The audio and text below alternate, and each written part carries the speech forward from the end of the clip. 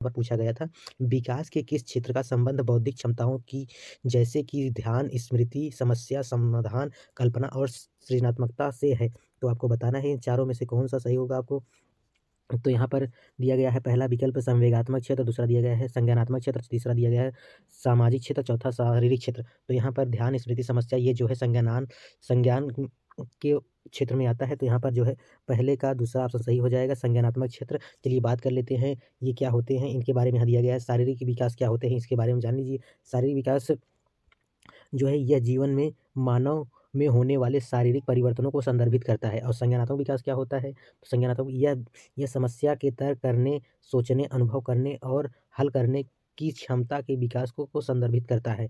तीसरा सामाजिक सामाजिक विकास क्या होता है? यह जीवन भर सामाजिक कौशल और मूल्यों के विकास को संदर्भित करता है। भावात्मक विकास क्या होता है? यह अपनी भावनाओं को नियंत्रित करने और प्रतिबंधित करने की क्षमता के विकास को संदर्भित करता है और साथ ही साथ दूसरों को भी। और भाषा विकास क्या होता है? तो भाषा विकास होता है जो है यह भाषा को समझने, अनुभव करने और उपयोग करने की क्षमता के विकास को संदर्भित करता है। तो ये रहा। अब चलिए नेक्स्ट क्वेश्चन पर बात करते हैं। क्वेश्चन नंबर यहाँ पर चलिए देखते हैं, दूसरा क्वेश्चन पूछा गया था यहाँ पर, आप देख सकते हैं। सना ने अपनी कमीज का बटन बंद करने व कलम पकड़ना सीखने से पहले गिलास और बोतल पकड़ना सीख लिया है। यह उदाहरण किस की ओर संकेत करता है? विकास एक-आयामी या विकास की दिशा शीर्षगामी या विकास की दिशा अधोगामी या विकास का क्रम अनिश्चित है? तो आपको बताना है यहाँ पर कौन-सा उत्तर सही होगा। तो इसका सही उत्तर हो जाएगा विकास की दिशा अधोगामी होती है, जो है एक दिशा होती नहीं है और शीर्षगामी नहीं होगा, ये जो अधोगामी होता। तो अधोगामी के बारे में चलिए हम जान लेते हैं यहाँ पर क्या है। तो अधोगामी विकास अधोगामी अनुक्रम, इसका अर्थ है कि विकास जो है शरीर के मध्य भाग से परिधि की ओर बढ़ता है। इस क्रम में पहले व्यक्ति की रीढ़ की हड्डी का विकास होता है और उसके बाद बाहरी विकास होता है। उदाहरण के लिए देखा जाए तो बच्चा अपने हाथों से पहले अपनी बाहों का उपयोग कर सकता है और अपनी उँगलियों की गति को नियंत्रित करने से पहले अपने हाथों का प्रयोग कर सकता है। अगला पॉइंट यहाँ दिया गया है, बच्चों ने अपनी कमीज का बटन बंद करने, कलम पकड़ना सीखने से पहले गिलास और बोतल पकड़ना सीख लिया है। चलिए नेक्स्ट क्वेश्चन पर बात करते हैं। क्वेश्चन नंबर यहाँ पर 3 पूछा गया था कि बच्चों का विकास इनमें से किसका परिणाम है? आपको बताना है कि केवल आनुवंशिकता का, केवल पर्यावरण का, विद्यालय और शिक्षा का, या चौथा दिया गया है आनुवंशिकता और पर्यावरण के बीच परस्पर अंतःक्रिया। तो यहाँ पर सबसे बेस्ट ऑप्शन जो बन जाएगा, यहाँ पर चौथा ऑप्शन बन जाएगा, आनुवंशिकता और पर्यावरण के बीच मध्य अंतःक्रिया। तो ये जो है सही उत्तर हो जाएगा। चलिए नेक्स्ट क्वेश्चन बात करते हैं। क्वेश्चन नंबर यहाँ पर 4 नंबर यहाँ देखिए, क्वेश्चन पूछा गया था, निम्न में से कौन-सा कारक समाजीकरण का कारक नहीं है? आपको बताना है यहाँ पर चारों में से कौन-सा समाजीकरण का कारक नहीं है? परिवार, अड़ोस-पड़ोस या समकक्षी या सरकार। तो यहाँ पर सही उत्तर हो जाएगा क्वेश्चन नंबर 4 का जो है ऑप्शन संख्या चौथा, सरकार जो है ये समाजीकरण का उदाहरण नहीं है, कारक नहीं है। परिवार है, आस-पड़ोस है, समकक्षा से बच्चे सीखते हैं, सरकार से नहीं सीखते। तो यहाँ पर सही उत्तर नहीं पूछा था, तो यही सही हो जाएगा। चलिए नेक्स्ट क्वेश्चन बात करते हैं।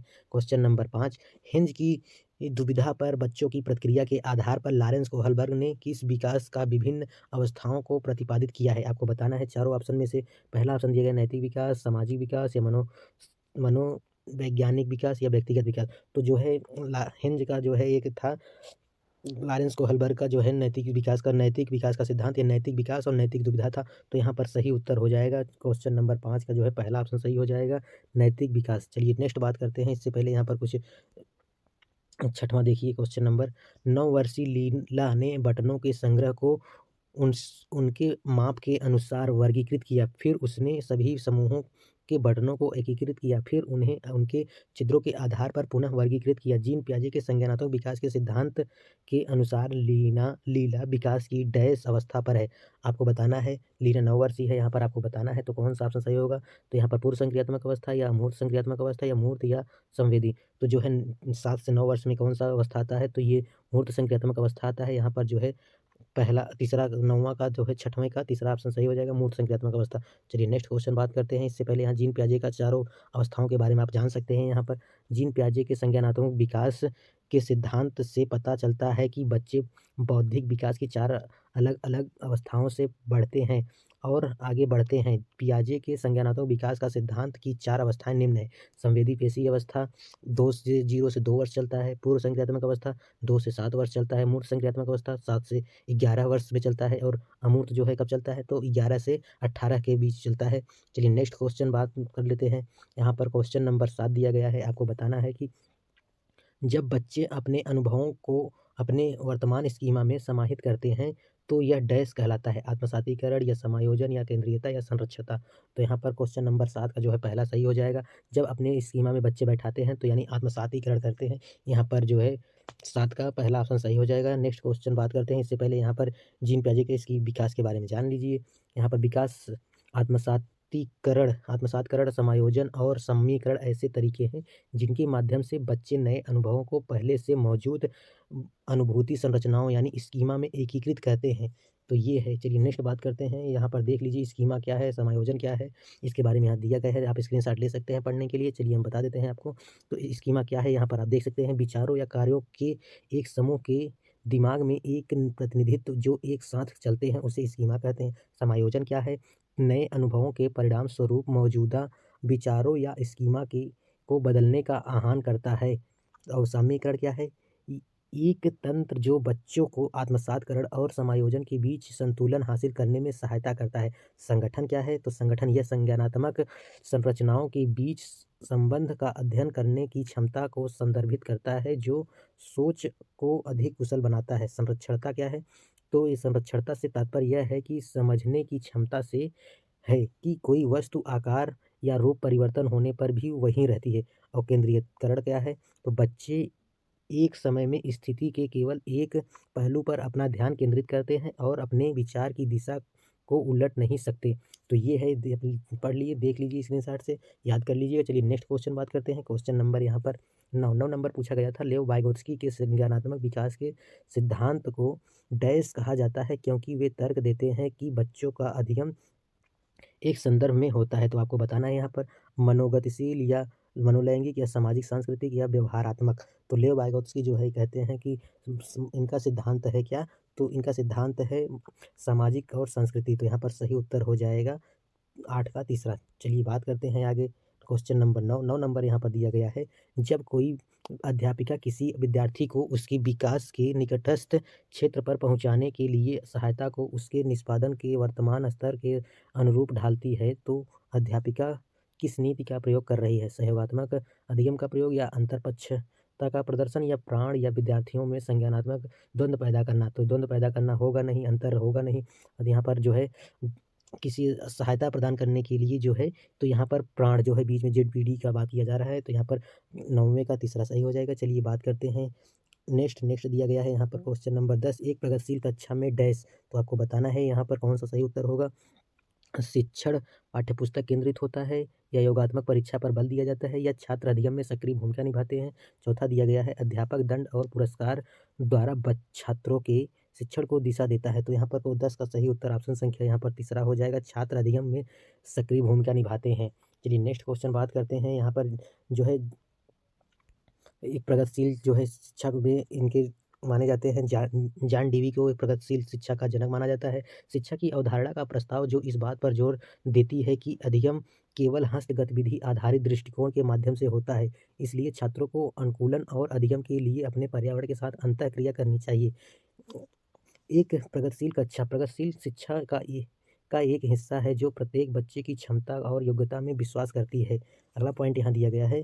प्रगतिशील शिक्षा विषय वस्तु और अनुभवों से जुड़कर शिक्षार्थियों के कौशल और समझ को बढ़ाने पर जोर देती है। चलिए नेक्स्ट क्वेश्चन बात करते हैं। क्वेश्चन नंबर 11 नंबर दिया गया है। डैश बुद्धि कौशल उस कौशल का ओर संकेत करता है जो कि दूसरों की मनोदशाओं, स्वभावों और आशाओं को पहचानता है तथा उन पर उपयुक्त प्रतिक्रिया देता है। आपको बताना है यहाँ पर दूसरों की बात किया जा रहा है तो अंतर्वैयक्तिक या अंतरावैयक्तिक या स्थानिक या तार्किक गणितीय। तो जो है दूसरों को बात किया जाता है तो ये हावर्ड गार्डनर से आएगा। तो यहाँ पर दूसरों की बात अंतर्वैयक्तिक की बात किया जा रहा है। तो यहाँ पर जो है 11 नंबर का पहला सही हो जाएगा। चलिए बात कर लेते हैं अंतर्वैयक्तिक बुद्धि जो है हावर्ड गार्डनर ने क्या बताया है इसके बारे में। हावर्ड गार्डनर ने 8 प्रकार की बुद्धि बताए हैं। यहाँ पर उनका हम आपको दिखा रहे हैं, आप लोग जानते चलिए। पहला यहाँ पर दिया गया था जो है, इससे हम अंतर्व्यक्ति के बारे में जान लेते हैं पहले। किसी व्यक्ति के दूसरे को समझने और सामाजिक अंतःक्रियाओं की क्षमताओं को संदर्भित करती है। वे दूसरों की भावनाओं और दृष्टिकोण को समझ सकते हैं और दूसरों से अच्छी तरह जुड़ सकते हैं। ये अंतर्व्यक्ति कहता है। अंतराव्यक्ति क्या कहता है? स्वयं को समझने और किसी के विचारों, भावनाओं, संवेग, उद्देश्यों और इच्छाओं को जानने, ये उनके व्यवहार को कैसे प्रभावित करते हैं की क्षमता होती है। और प्रकृतिवादी जो है 8वां बुद्धि नंबर है, ये तीसरा नंबर देखा जाए यहाँ पर, तो प्रकृति में विभिन्न स्वरूपों को पहचानने और समझने की क्षमता है। इसमें वनस्पतियों, जीवों और सभी जैव विविधता सहित इसकी सभी विशेषताओं के साथ प्रकृति के प्रति संवेदनशीलता शामिल है। चलिए चौथी बुद्धि के बारे में बात करते हैं। यहाँ पर भाषाई बुद्धि जो है दिया गया है। भाषाई बुद्धि भाषा के उपयोग की क्षमता को संदर्भित करती है। यह बोले गए और लिखित शब्दों का कुशल तरीके से उपयोग करने की क्षमता है। तार्किक बुद्धि यानी गणितीय बुद्धि, तो तार्किक तर्क और गणितीय क्षमताओं का उपयोग करने की क्षमता वाले उच्च बौद्धिक वाले व्यक्तियों के पास अच्छा अमूर्त तर्क, आलोचनात्मक सोच होती है और वह संख्याओं का हल करने में अच्छे होते हैं।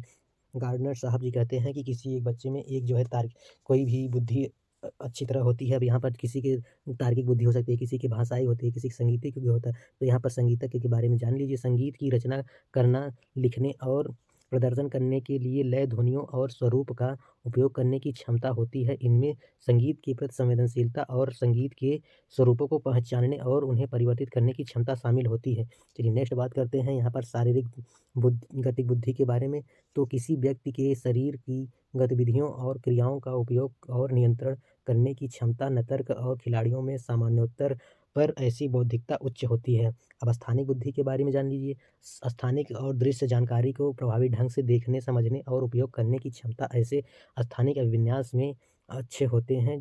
दृश्य, चित्र और स्वरूप बनाते हैं। चलिए अब बात करते हैं क्वेश्चन नंबर 12 नंबर यहाँ पर पूछा गया था। राष्ट्रीय शिक्षा नीति 2020 यह प्रस्तावित करता है कि आपको बताना है 4 ऑप्शन में से प्राथमिक कक्षाओं के बच्चों को उनकी घर की या स्थानीय भाषाओं में पढ़ाया जाना चाहिए। प्राथमिक कक्षाओं में शिक्षा का माध्यम एक तरह की भाषा में ही उपयोग होना चाहिए। शिक्षकों को द्विभाषिक उपागम का प्रयोग करने के लिए हतोत्साहित किया जाना चाहिए।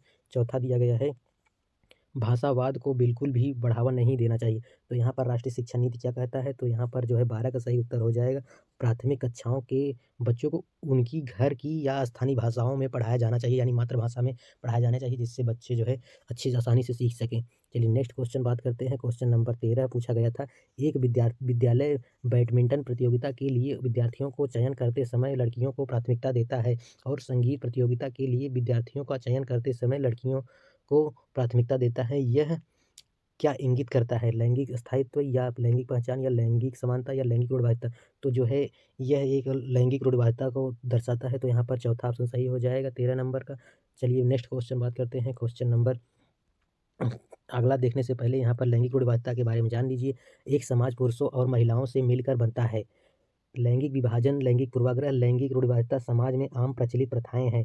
लैंगिक रूढ़िवादिता क्या है? जान लीजिए। लड़कियों और लड़कों के साथ जुड़े व्यवहार और एक पुरुष और एक महिला के पास मौजूद गुणों के बारे में विश्वास पैदा करने से संबंधित है। उदाहरण जैसे मान लीजिए, उदाहरण के लिए यह माना जाए कि लड़के विज्ञान और प्रौद्योगिकी के क्षेत्रों में सर्वश्रेष्ठ प्रदर्शन कर सकते हैं, जबकि लड़कियां कला और नृत्य गतिविधियों में प्रदर्शन करते हैं। तो ये जो है लैंगिक रूढ़िवादिता है और इसका उदाहरण दिया गया है। तो यहाँ पर इस तरह से जान सकते हैं। चलिए नेक्स्ट क्वेश्चन बात करते हैं। क्वेश्चन नंबर 14 पूछा गया था। यहाँ पर 4 पॉइंट में से आपको बताना है कौन कौन सा करेक्ट है। तो यहाँ पर सतत और व्यापक मूल्यांकन में निम्नलिखित में से क्या शामिल है, आपको बताना है। 14 नंबर का जो है कौन सा सही है? तो यहाँ पर पहला पॉइंट दिया गया है मूल्यांकन के मापदंडों और उपकरणों की योजना बनाना। तो ये सही है। शिक्षक द्वारा सावधानीपूर्वक रिकॉर्ड अभिलेख को तैयार करना, ये भी करेक्ट है। तीसरा दिया गया था यहाँ पर बच्चों का समय समय पर परीक्षण करना और उनके श्रेणीबद्ध करना। तो ये गलत है, श्रेणीबद्ध नहीं करेंगे, ये स्टेटमेंट गलत है। चौथा दिया गया है शिक्षण को अधिगम प्रक्रिया के साथ एकीकृत करना। तो ये सही है। तो यानी पहला, दूसरा, चौथा किसमें सही है? तो ये जो है पहले 14 नंबर का ये पहला ही बन जाएगा। ये तीनों स्टेटमेंट गलत है। चलिए नेक्स्ट बात करते हैं। क्वेश्चन नंबर 15 नंबर फिर पूछा गया था एनसीएफ से। आपको बताना है राष्ट्रीय शिक्षा नीति 2020 के अनुसार आकलन के लिए अंतर्निहित सिद्धांत क्या होना चाहिए। 4 ऑप्शन में से बताना है। मुख्य रूप से रटने के कौशलों का परीक्षण करना, केवल विषय वस्तु के अधिगम के लिए प्रोत्साहित करना या सभी विद्यार्थियों के लिए उनके अधिगम और विकास को अनुकूलन करना। चौथा दिया गया विद्यार्थियों को वर्ष के अंत की परीक्षाओं के माध्यम से केवल संज्ञानात्मक विकास आयाम का आकलन करना। तो यहाँ पर 15 का कौन-सा सही उत्तर होगा? ये तीसरा सही हो जाएगा। यहाँ पर सभी विद्यार्थियों के लिए उनके अधिगम और विकास का अनुकूलन करना। तो यहाँ पर 15 का तीसरा सही हो जाएगा। चलिए नेक्स्ट क्वेश्चन बात करते हैं। यहाँ पर राष्ट्रीय शिक्षा नीति 2020 देख लीजिए, दिया गया है यहाँ पर 21वीं सदी की पहली शिक्षा नीति है। इसका उद्देश्य हमारे देश की कई बढ़ती विकासात्मक अनिवार्यताओं को संबोधित करना है। यह नीति 21वीं सदी के आकांक्षात्मक लक्ष्यों के अनुरूप एक नई प्रणाली बनाने के लिए इसके विनियमन और प्रशासन सहित शिक्षा संरचना के सभी पहलुओं के संशोधन में सुधार का प्रस्ताव करती है।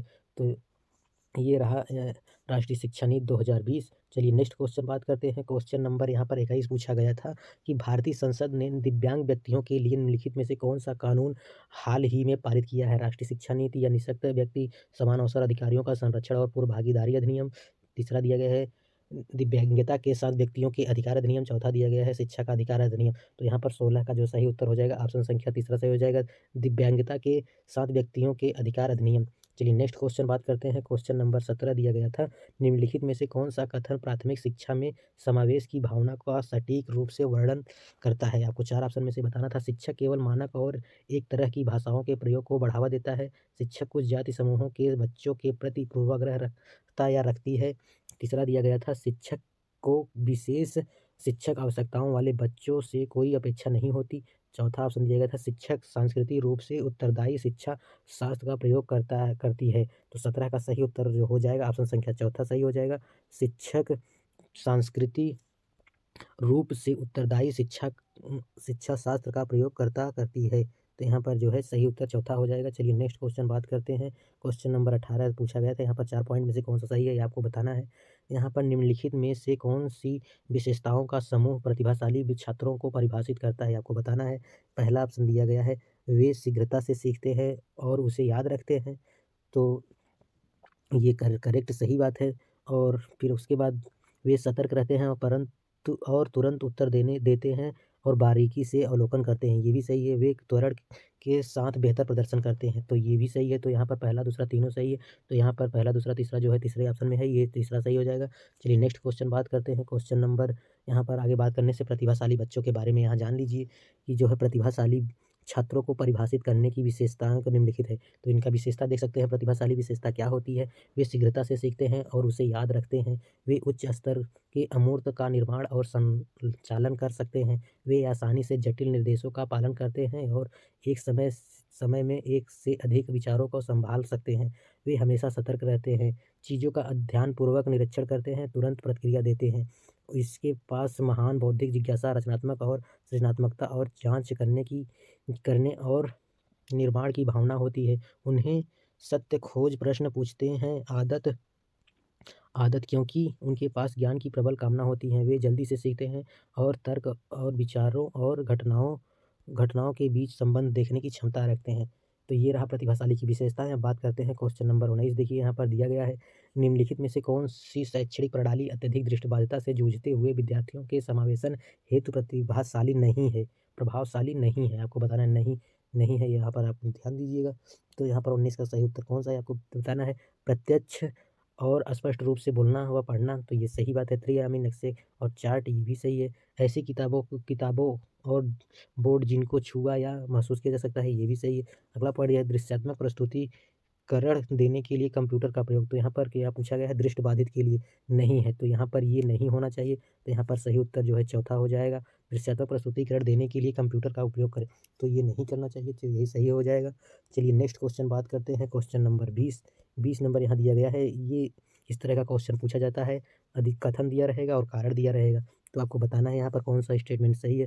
शिक्षकों को सभी बच्चों के लिए अर्थपूर्ण अधिगम को सुगम बनाने के लिए विविध अधिगम अवसर प्रदान करने चाहिए, तो ये करेक्ट है। उत्तर क्या कह रहा है? सभी बच्चों में सीखने की क्षमता होती है, सही विकल्प चुनें। तो यहाँ पर जो है ये क्या कह रहा है? तो दोनों सत्य है, ये और आर दोनों सत्य है और आर ए की व्याख्या सही करता है, तो ये करेक्ट है।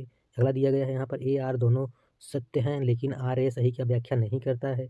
अगला दिया गया है सत्य है लेकिन आर गलत है। ए और आर दोनों असत्य है तो ये भी गलत है, ये भी गलत है। तो यहाँ पर सही उत्तर हो जाएगा ऑप्शन संख्या पहला, ए और आर दोनों सत्य हैं और आर ए की व्याख्या भी करता, सही व्याख्या करता है। तो 20 का जो है पहला सही हो जाएगा। चलिए नेक्स्ट क्वेश्चन बात करते हैं। क्वेश्चन नंबर 21 पूछा गया था कि एक विद्यार्थी जो नियंत्रण के बाह्य अधिकारिता में विश्वास रखती है, परीक्षाओं में अपनी असफलता का कारण किसे बता सकती है? योग्यता की कमी या तैयारी की कमी या त्रुटिपूर्ण दृष्टिकोण या बुरी किस्मत। तो यहाँ पर 21 का जो सही उत्तर हो जाएगा, आपको सही उत्तर यहाँ पर बुरी किस्मत जो सही उत्तर हो जाएगा। चलिए नेक्स्ट क्वेश्चन बात करते हैं। क्वेश्चन नंबर 22 देखिए, 22 नंबर पूछा गया था। यहाँ पर 4 ऑप्शन में से बताना है कौन सही। प्रगतिशील कक्षा में एक विद्या प्रभावी वातावरण का निर्माण करते समय निम्नलिखित में से किन बातों को ध्यान रखना चाहिए? 4 पॉइंट में से आपको कौन सा सही है कि बताना है। तो यहाँ पर पहला जो है पूछा गया है, कहा गया है अन्वेषण को प्रोत्साहित करने के लिए सामग्री को व्यवस्थित करने की विधि, ये सही है। और अगला दिया गया है जोखिम लेने में विद्यार्थियों की सहायता करने के तरीके, तो ये भी सही है। अगला पॉइंट दिया गया है एक समान क्षमता वाले विद्यार्थियों को एक समूह में रखना, तो एक समूह में नहीं रखेंगे ऐसे बच्चों को। आकलन की भिन्न भिन्न विधियाँ, तो ये सही है। तो यहाँ पर पहला, दूसरा, चौथा, तीसरा जो है गलत हो जाएगा। तो यहाँ पर सही उत्तर ये तीसरा बन रहा है, पहला, दूसरा, चौथा। चलिए नेक्स्ट क्वेश्चन बात करते हैं। क्वेश्चन नंबर 23 दिया गया है। 23 नंबर दिया गया है निम्नलिखित में से कौन सी एक सहकारी अधिगम रणनीति है? आपको बताना है ढालना, क्रमबद्धता या सामाजिक अलगाव या पारस्परिक रूप से प्रश्न करना। तो यहाँ पर सही उत्तर कौन सा होगा 23 का? तो जो सही उत्तर हो जाएगा चौथा हो जाएगा, पारंपरिक रूप से प्रश्न करना, ये सही उत्तर हो जाएगा। चलिए नेक्स्ट क्वेश्चन बात करते हैं। क्वेश्चन नंबर यहाँ पर इससे देख लीजिए, पारंपरिक पूछताछ क्या होता है इसके बारे में जान लीजिए। पारस्परिक पूछताछ एक से एक सहकारी अधिगम की रणनीति है। यह पारंपरिक शिक्षण रणनीति का रूपांतरण है। इस रणनीति में छात्र एक पठन चयन के बारे में प्रश्नों की सूची तैयार करके अपनी शिक्षक की भूमिका निभाते हैं। शिक्षक बदले में प्रश्नों का उत्तर देकर और आदि यदि आवश्यक हो छात्रों को उनके काम को अधिक केंद्रित प्रश्नों में परमाशोधित करने में मदद करके अधिगम को सुदृढ़ बनाता है। तो चलिए आगे चलते हैं। आगे 24 नंबर क्वेश्चन दिया गया है यहाँ पर। मोहन ने विद्यार्थियों को आयतन की समझ बनाने के लिए भिन्न धारिताओं वाले बर्तन दिए। फरहान ने अपने विद्यार्थियों को कूड़े को यांत्रिक कार्य बनाने की संभावनाओं पर मानस मंथन करने के लिए कहा। दोनों अध्यापक अपनी कक्षा में किस शिक्षण शास्त्रीय युक्ति का प्रयोग कर रही हैं? आपको बताना है व्यवहारवाद या रचनावाद या स्पष्ट अनुदेशन या सक्रिय अनुदेशन। तो 24 का सही उत्तर हो जाएगा यहाँ पर दूसरा जो है रचनावाद का कर रहे हैं। तो रचनावाद इस विचारधारा पर जोर देता है कि लोग अपने अनुभवों के आधार पर सक्रिय रूप से अपने ज्ञान को निर्माण करते हैं। रचनावाद की पॉइंट यहाँ देख लीजिए। रचनावाद जो का मूल सिद्धांत यह है कि छात्र का पिछला ज्ञान, अनुभव, विश्वास और अंतर्दृष्टि सभी उनके निरंतर सीखने के लिए महत्वपूर्ण आधार है। उदाहरण जैसे मोहन छात्रों को आयतन की अवधारणा सीखने में मदद करने के लिए विभिन्न क्षमताओं के पात्र प्रदान करती है। चलिए नेक्स्ट क्वेश्चन बात करते हैं। क्वेश्चन नंबर 25 पूछा गया था। यहाँ पर फिर से कथन और कारण का दिया गया है। यहाँ पर शैक्षणिक अधिगम के अलावा एक शैक्षिक अवस्थाओं में छात्रों की सामाजिक भावात्मक आवश्यकताओं पर ध्यान देना महत्वपूर्ण है। तो ये बताना है आपको। यहाँ पर कारण दिया गया है संज्ञान और संवेग महत्वपूर्ण भूमिका रखते हैं, सही विकल्प चुने। तो यहाँ पर 25 का जो है सही उत्तर कौन सा होगा ये बताना है आपको। ए और आर दोनों सही हैं और आर ए की सही व्याख्या भी करता है, तो यहाँ पर पहला ही सही उत्तर हो जाएगा। ए और आर दोनों सही हैं लेकिन आर ए की सही व्याख्या नहीं करता, तो ये भी गलत है। ए सही है लेकिन आर गलत है, ये दोनों सही है। यहाँ पर ए आर दोनों सही हैं, ये गलत नहीं है, तो यहाँ पर जो है पहला सही हो जाएगा। चलिए नेक्स्ट क्वेश्चन बात करते हैं। क्वेश्चन नंबर 26 नंबर यहाँ दिया गया है। शैक्षणिक कार्यों में बच्चों द्वारा की गई त्रुटियों को समझना निम्न में से क्या है? आपको बताना है चारों ऑप्शन में से केवल विद्यार्थियों की बौद्धिक क्षमताओं का आकलन करने में प्रासंगिक है, शिक्षण प्रक्रिया में केवल शिक्षक की दक्षता का पता लगाने के लिए प्रासंगिक है, शिक्षण के साथ साथ अधिगम की प्रक्रिया को समझने के लिए प्रासंगिक है।